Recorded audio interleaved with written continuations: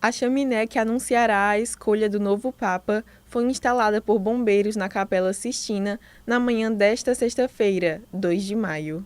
O conclave, reunião dos cardeais da Igreja Católica para eleger o novo pontífice, está marcado para começar na quarta-feira, dia 7 de maio.